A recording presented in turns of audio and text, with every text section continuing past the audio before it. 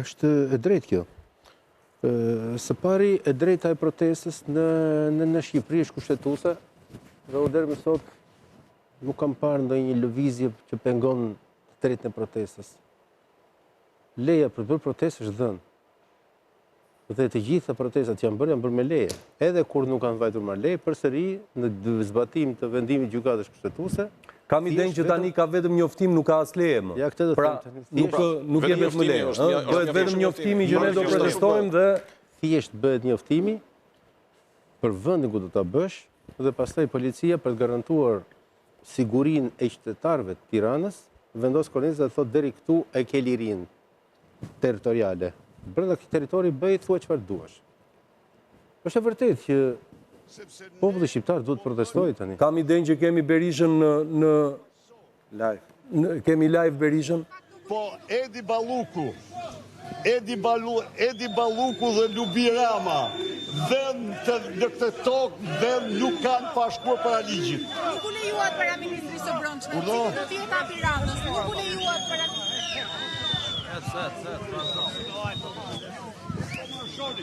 Ata blokun bulevardin. Ne do pregaditemi për të gjitha format edhe i garantoj që e kanë të humur 100%.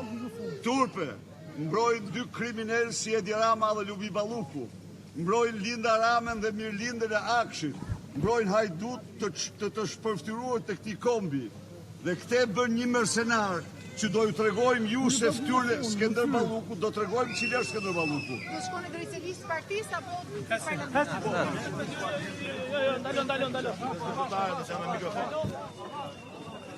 Kam idenë që janë duke u kthyer drejt listë partisë, paktën kjo ishte përgjigja e fundit e zotit Berisha.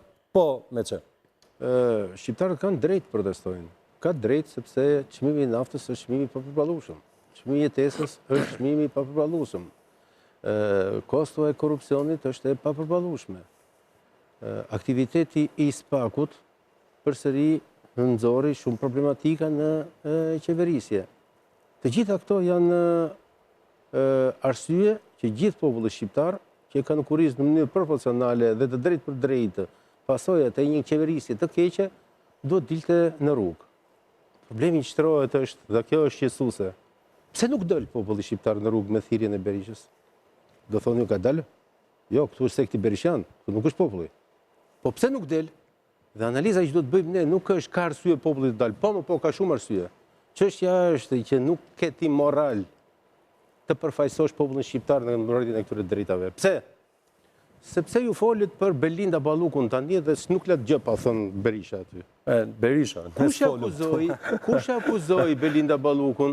Kush e ka akuzuar? SPAK-u. Pra, një akt që SPAK-u ka nxjerrë të palarët e qeverisë, e marrim e shfrytëzojmë si qeveri e korruptuar, dhe një akt tjetër që SPAK-u e shpalli qëndrimin e tij zoti Berisha para 2 ditësh në Mosgaboj në konferencë ku tha që për SPAK-un kemi ndruar mendjen. Sidomos me drejtimin e ri të SPAK-ut. Atëre kur SPAK-u nxjerr absolutisht të korruptuar Berishën, kur del nga SPAK-u, Berisha mban ato fjalime që në motor vllak kushuri të parë, kushuri 15 i bën për tele.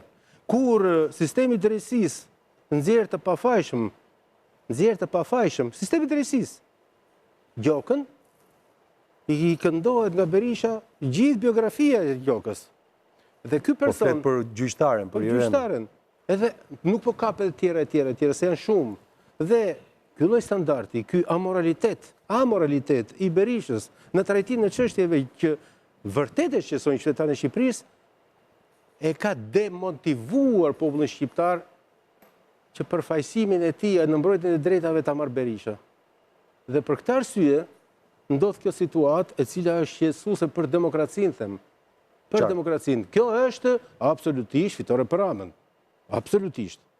Sepse sa përsa kohë që det Berisha dhe betohet që do ta shifni, në gjyq do të kalojnë ata, ai qesh dhe normal qesh, sepse nuk qesh vetëm Berisha, ai i Rama.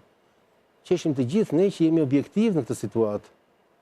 Por njëkohësisht qajmë sepse ky person ka okupuar opozitën shqiptare dhe thotë është protestë opozitës. Nuk është kjo protestë opozitës. Kjo është protestë thjesht e Sali Berishës. Dhe këtë emër, populli shqiptar tashmë e di mjaft mirë. Këto janë protestat Sali Berishës. Dhe Sali Berisha të marë flamurin e të drejtave të njeriut, të marë flamurin e një policie e cila në drejtimin e tij vrau njerëz, të marë drejtimin e luftës kundër korrupsionit, kur në drejtimin e tij i kanë gjendodhur veprat më të mëdha korruptive të cilat janë të pasgjitur akoma, të marë mbrojtjen e SPAK-ut, ndërkohë kur SPAK-u dhe sistemi i drejtësisë tashmë jo vetëm kanë nxjerrë probleme atij, por njëkohësisht ka dhe probleme të natyrës tjetër pastaj, ja i SPAK. Në këto kushte, ajo që ne do të analizojmë nuk është si ndodhi përplasja 30 protestuesve me në krye flamur Nokën dhe Gazbardhin, me policin, se po të ishin 10.000 protestues, nuk ishte polici përballë. Dhe përfundon për leshja që kemi gjysmore që po e trajtojmë ne, se si Noka shtyn policin. E kjo është e turshme të Rama, thosh protestë. një fjalit fundit për ta mbyllur këtë pjesë. Unë shoh, normalisht thash, pjesa sa jemi para sa mundësi ka shqiptarët protestojnë për te partive politike, kjo është e kuptueshme tashmë. Edhe në para 2013-ës Partia Socialiste mobilizonte strukturat e saj. Pra një pjesëmarrje të madhe për te partive, unë nuk kam parë ndonjëherë hiç armët kimike ose në protestë sporadike që është krijuar nga qytetar. Pjesa tjetër pastaj ka qenë gjitha protestat organizuara. Kjo opozitë është, këtë situatë kemi dhe me qeverisjen, kështu që qytetarët pastaj bëjnë atë balancën e tyre, shohin se ku duhet dalin, për çfarë duhet protestojnë. Edhe unë jam dakord me zotin Neza, ne duhet protestojmë për disa gjëra më bazike, për shembull, çmimi i naftës është një arsye për të protestuar, po pak njerëz edhe pse e vuajnë çdo ditë dalin për të protestuar për këtë gjë, sepse janë shumë të lodhur. Unë nuk mendoj se e kanë arsyen për një lider politik që nuk protestojnë, e kanë arsyen sepse e kuptojnë që për shumicën e rasteve nuk kanë arritur gjë me protestë.